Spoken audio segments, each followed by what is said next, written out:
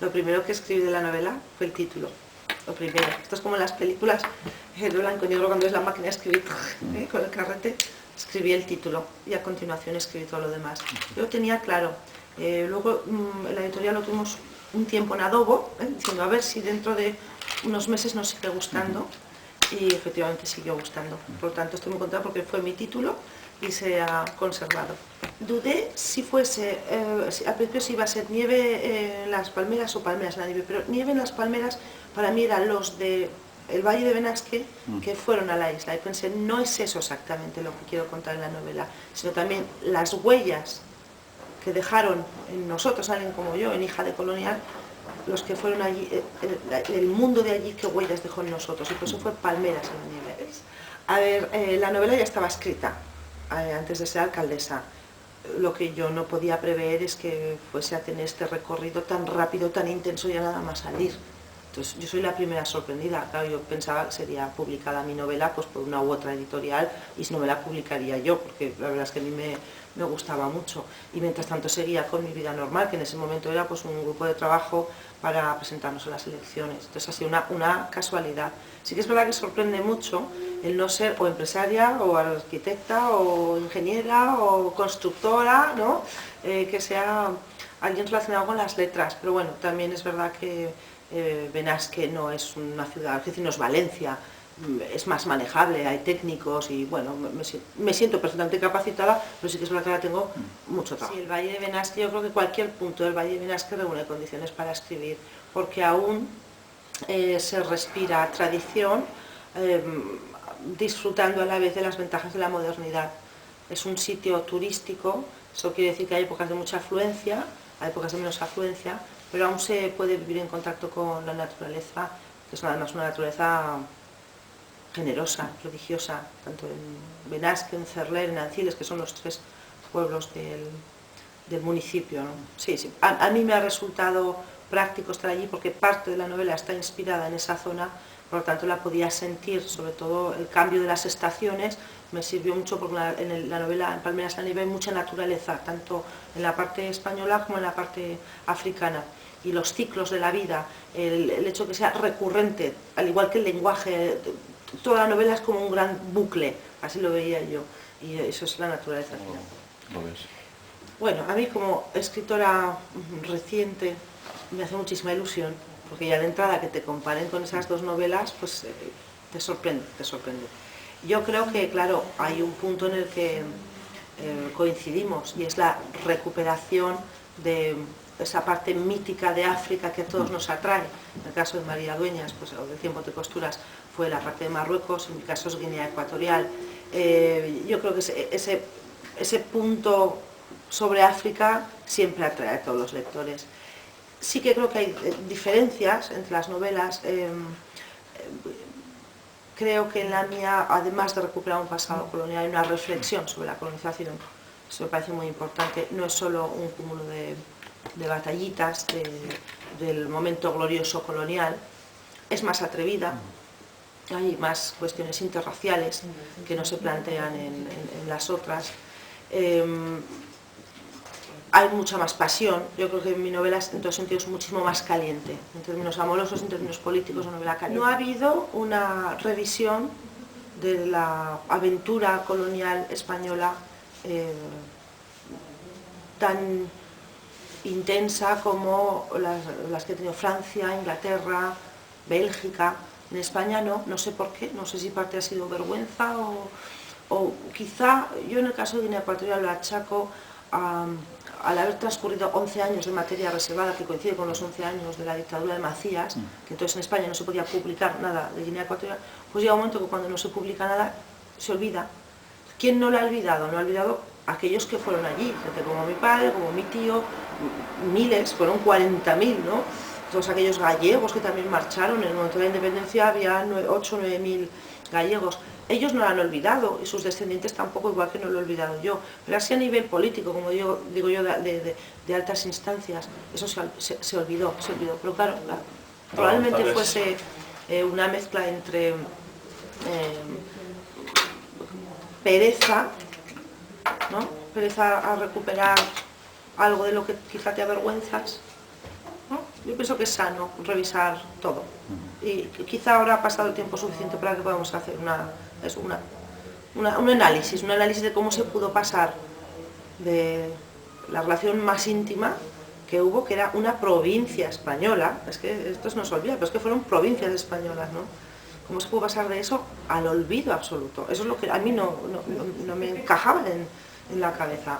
Una cosa es que tengas más o menos relación, como Francia con sus excolonias, pero directamente a no existir es un poco extraño.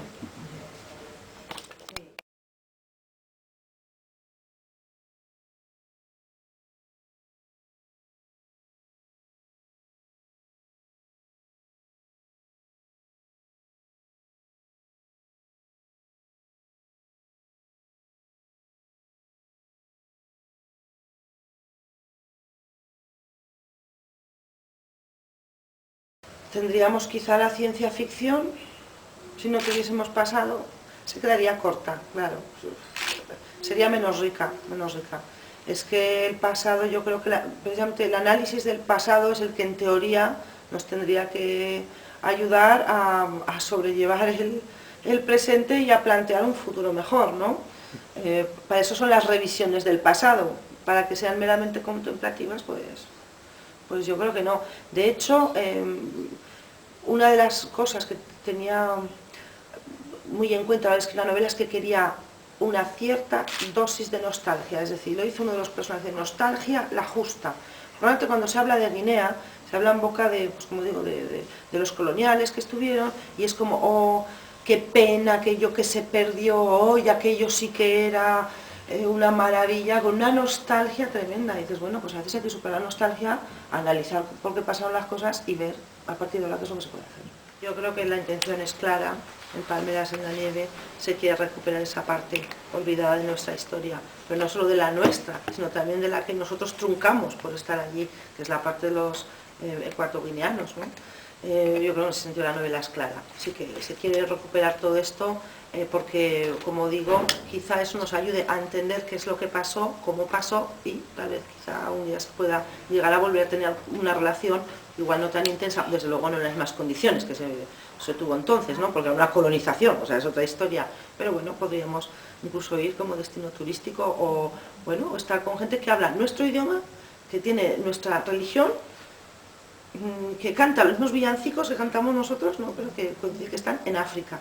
Eso, pues eso es una parte de nosotros también la que está allí, es una parte de nuestra cultura que está allí. Los diferentes escenarios condicionan mucho a los personajes.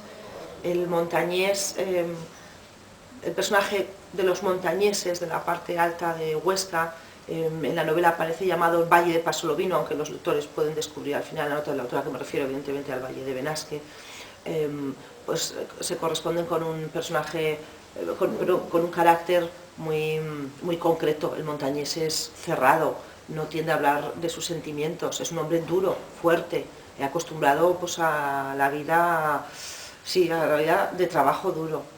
El personaje africano está todavía más vinculado a la tierra, es más supersticioso, el mundo de los espíritus, siente las cosas de otra manera.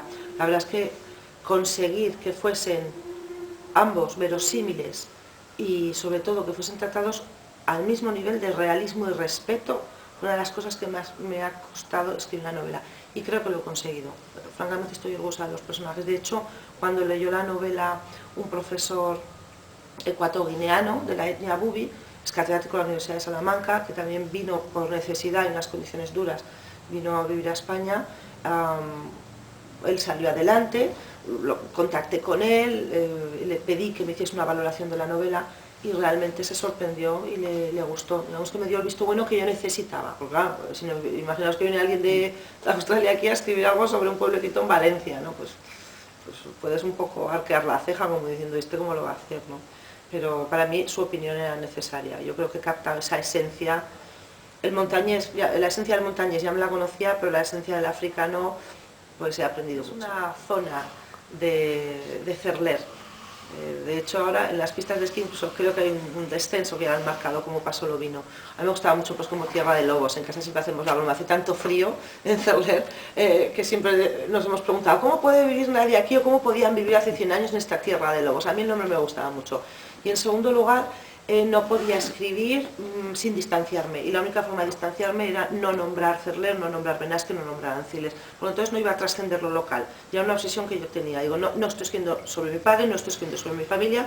Este es un terreno que conozco, pero tengo que conseguir ver desde fuera, igual que estoy viendo la isla de Fernando Po de alguna manera desde fuera. Esa fue la razón por la que cambié el nombre. Sí, podría ser un imaginario porque mezclo cosas de un sitio o de otro pueblo del valle, o sea, no es exactamente al 100% ese Pasolo vino como es Cerler, es una mezcla entre Cerler, Benasque, sí, es un producto imaginario como yo visualizo ese entorno. Yo tenía muy claro que tenía que reflejar, pero incluso a nivel del título de los capítulos, tenía que una especie de homenaje a todas esas lenguas que se hablaban en la isla. Se hablaban 8 o 9 y yo creo que casi todas perviven. La idea era, en el Valle de Benasque se habla el patués, en la isla de Fernando Po, cuando fue papá, la etnia mayoritaria era el bubi, por lo tanto se hablaba bubi. Pero es que entre ellos, con los nigerianos, trabajadores nigerianos que iban a trabajar en las plantaciones de cacao, se entendían en un inglés criollo, un pidgin English, que es los españoles llamaban el pichi. Es muy curioso porque si lo hablaban los españoles eran muchísimo más castellanizados, si lo hablaban los nigerianos tenía más influencia inglesa. Ejemplos, el jardinero, el garden boy. O sea, es que es graciosísimo, el vigilante, el guachimán, que son palabras que salen allí, o de pronto papá nos soltaba expresiones. Yo creo que eso lo tenía que poner de alguna manera, digo, lo tengo que poner para que se hagan una idea de salir de un entorno cerrado en los años 50, irte a otro sitio, ya en el barco ya oían hablar en portugués, en inglés, en alemán, en ruso, hablaban en muchísimos idiomas. Tenía que ser una aventura para ellos, ahora no, porque estamos acostumbrados a viajar, pero entonces, y no solo eso, llega y al día siguiente ponte a trabajar de capacidad de 200 trabajadores nigerianos que te hablan en pichi, tú no tienes ni idea. O sea, yo creo que el contraste fue fuerte, de hecho todos los que fueron comentan mucho eso, la diferencia o las diferencias más tremendas, era lo del idioma, el hacerse entender. Al final, bueno, pues trabajando todo el mundo se entiende, ¿no? Pero los nombres de los personajes fueron muy pensados. Clarence, que algunos quedan explicados en la novela y no podían ser llamados de otra manera, no puedo desvelar más. Otros tienen algún significado especial, por ejemplo, los nigerianos, pues uno significa el máximo guerrero, el otro es la princesa no sé qué, eso ya cada uno que lo descubra. Otros tienen un significado bíblico, ahí está. Y el protagonista es intraducible. Kilian es el mismo nombre en todas las lenguas del mundo, es Kilian, es un nombre de origen celta, que además es mi personal homenaje a los montañeses, por una razón muy bueno, me resulta simpática. En la novela romántica contemporánea está muy de moda el Highlander, que es el montañés, muchas veces el escocés. Yo digo, bueno, es que aquí tenemos nuestros propios Highlanders y le voy a poner un nombre que le pegue, y tenía que ser un nombre así contundente y para mí intraducible. En todo este mundo de lenguas que comentamos, de muchas lenguas, Kilian es un nombre intraducible y mi protagonista yo quería que tuviese un nombre especial, muy especial. De alguna manera, yo creo que aparece en la novela muy claro el tema de la superstición, los espíritus, las cosas, según la creencia de varios protagonistas, no hay causa-efecto, no suceden por intervención de los espíritus. Entonces yo quería, pues de alguna manera, que apareciese el típico narrador que sabe qué es lo que va a pasar. Como decir, al fin y al cabo somos todos personajes de una ficción y las cosas no pasan por causa-efecto, sino por casualidades o por la actuación de una fuerza superior, por ejemplo los espíritus. Entonces yo creo que esta segunda voz se refiere a eso. De hecho, cuando empieza la novela ya sabe ese narrador en segunda persona qué es lo que va a pasar y les está guiando a los personajes. Sí que me acuerdo mucho de una película de Lars von Trier que se llamaba Europa, que empezaba precisamente diciendo cuando cuente 10 pasará esto, contaba 10 y pasaba, y el espectador era como, pero ¿qué está haciendo conmigo? Entonces eso es que había un guiño pues al destino, ¿no? Porque las cosas son como son y bueno, y quizá hay alguien que sabe que todo esto va a pasar.